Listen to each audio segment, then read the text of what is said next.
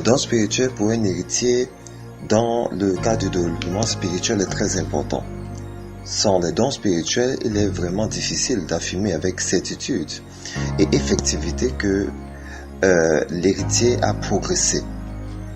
Donc, sans les dons spirituels, il est donc très difficile de montrer son engagement, de montrer effectivement que nous sommes transformés et nous sommes en cours de transformation pour la glorieuse vie que le Seigneur nous a donnée au nom de Jésus-Christ. Amen. D'ailleurs, il est important de comprendre que les dons spirituels est une partie très importante pour l'héritier.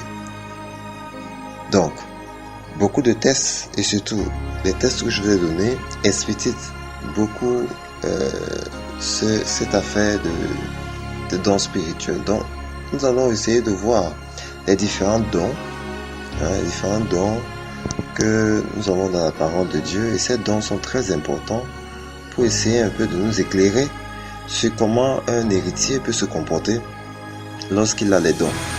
Parce que beaucoup d'enfants de Dieu et surtout des héritiers ne maîtrisent pas leurs dons, ils ne savent pas vraiment de quoi ils en retournent. Et c'est la raison pour laquelle nous allons essayer un peu d'expliciter, d'aller en profondeur pour comprendre un peu ce que c'est que les dons, parce qu'il est très important de comprendre cela. Nous allons donc vous inspirer de 1 Corinthiens chapitre 12 pour essayer de parler des dons. Nous allons commencer au verset 8. Au nom de Jésus, je lis. Amen. En effet, à l'un est donné par l'Esprit une parole de sagesse. Le premier don que nous avons ici, c'est la parole de sagesse. À un autre, la parole de connaissance selon le même esprit. À un autre, la foi. Par le même esprit, un autre, le don des guérisons. Par le même esprit, un autre, le don d'opérer des miracles. À un autre esprit, la prophétie. À un autre, le discernement des esprits. À un autre, la diversité des langues. À un autre, l'interprétation des langues. Amen. Donc, ici, il est précisé au verset 11 qu'un seul et même esprit opère toutes ces choses, les distribué à chacun en particulier comme il le veut. Donc, quand nous voyons directement tous ces dons, nous constatons qu'il y a un ensemble de dons, c'est un peu comme des outils de travail que l'héritier doit avoir. Donc, on n'a pas précisé, bien sûr, les appels ministériels. On a dit, ce don est donné à chacun. Et que lorsqu'on lit le verset 8, on dit à chacun la manifestation de l'esprit est donnée pour l'utilité commune. Donc, l'esprit nous a donné par l'utilité que nous donnons. Les dons, en fait, nous ont donné par ricochet pour l'utilité commune. Donc, il est donc évident que le don de parole de sagesse, le don de parole de connaissance auront des activités et des objectifs très différents. La foi, les dons de guérison, d'opérer les miracles, prophéties et discernement des esprits, diversité des langues ont des opérations et des objectifs bien différents. C'est la raison pour laquelle chaque don doit être compris dans son cadre. Un héritier, fondamentalement, a une mission à accomplir et cette mission implique qu'il ait ce que j'appelle les dons. Donc chaque don va jouer un rôle spécifique dans sa vie. C'est ce qui déterminera son évolution ou bien sa régression. Donc en réalité, on évolue dans le monde spirituel. Bien sûr, je vais expliciter les différents niveaux spirituels qu'il faut atteindre, mais pour l'instant, j'explique de façon générale les différents dons. Donc, la parole de sagesse, la parole de connaissance sont souvent des dons qui marchent ensemble. C'est-à-dire que ce sont des dons que l'héritier doit d'abord, c'est pour ça que vous voyez dans la parole de Dieu a commencé par ces dons.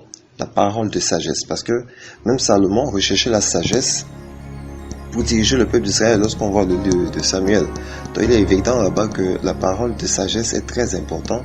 Elle est toujours accompagnée de la parole de connaissance. Donc ce sont ces deux dons qui sont des dons principaux pour qu'un héritier justifie vraiment de son titre d'héritier. Donc, et quand je fais référence à l'héritier, bien sûr, je parle de tout enfant de Dieu qui aspire à devenir un enfant de Dieu, doit avoir la parole de sagesse et une parole de connaissance. C'est très important. Parce que l'esprit, la manifestation de l'esprit est donnée pour l'utilité commune. Donc, de le distribuer à chacun. Donc, la parole de sagesse, la parole de connaissance. Nous allons essayer d'entrer un peu en détail dans ce domaine, qui est un domaine très sensible, en fait, dans le corps de Christ. La parole de sagesse et la parole de connaissance sont deux dons extraordinaires que Dieu nous a donnés. La parole de sagesse nous permet de résoudre des problèmes spécifiques.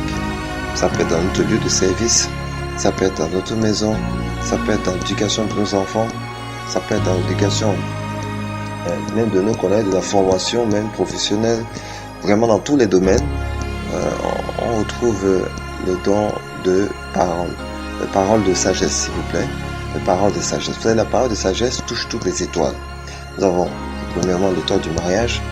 La parole de sagesse peut aussi vous aider dans le cadre de l'éducation de vos enfants. Ça, c'était l'enfantement, la gestion de l'enfantement, la famille et tout ça. Voilà. Il y a également le côté professionnel, business. La parole de sagesse est très important. Voilà. Et également la santé spirituelle, la santé émotionnelle, la santé psychologique. La parole de sagesse vous aide à régler ce type de problème. Et également, nous voyons par exemple la parole de sagesse qui gère les bonnes relations, parce que c'est une étoile très importante. Et la parole de sagesse va vous aider également à gérer votre ministère et voire même votre mission sur la terre. Donc il est important de comprendre que l'héritier voit les différentes étoiles qu'il doit manifester. En fait, qu'il doit manifester et utiliser. Il doit surtout utiliser le don de sagesse pour l'aider à accomplir cela. Maintenant, je vais faire une petite différence. La parole de sagesse est liée un peu à la parole de connaissance. Pourquoi? Parce que lorsque on prononce la parole de connaissance, en fait, généralement la parole de connaissance est un peu comparable, on va dire bonjour, est inclus dans le processus de la prophétie. Donc parole de sagesse, parole de connaissance, prophétie vont un peu souvent ensemble, même si c'est pas la même chose en tout cas. Donc la parole de sagesse, ce sont des paroles qui ont pour but généralement d'édifier la personne, de construire la personne, de la bâtir, en fait, de la faire évoluer dans tous les domaines et compartiments de la vie. De même que la parole de connaissance qui vient prouver en fait l'explication qu'on a donnée.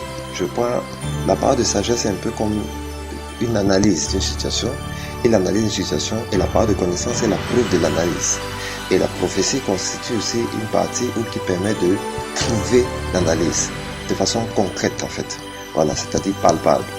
Également, la parole de connaissance permet de savoir ce qui s'est passé pour prouver en fait que nos propos de parole de connaissance, nos propos de parole de sagesse sont véridiques. Vous comprenez? Donc, Salomon a utilisé la parole de sagesse pour résoudre le problème de deux femmes prostituées qui se disputaient l'enfant. C'est la parole de sagesse qui lui a permis de discerner le problème parce qu'il a fait une analyse. Il a fait une analyse de la situation. Véritablement. Donc, la parole de sagesse a permis de poser les bonnes questions, lui a permis d'évaluer la situation véritablement, voilà, d'évaluer la situation et de savoir faire les choix. Voilà, le choix concret, voir le cœur de la mère. Voilà, ça c'est là où la parole de connaissance intervient. La parole de connaissance intervient toujours pour voir le cœur de la véritable mère. La parole de sagesse nous permet d'analyser la situation. La parole de connaissance nous permet de voir l'effectivité en fait, l'effectivité de la parole de sagesse dans la vie. Et j'ai dit la prophétie permet soit de résoudre le problème, soit de conclure ou bien de montrer de façon effective. Voilà, ce dont il est question ici.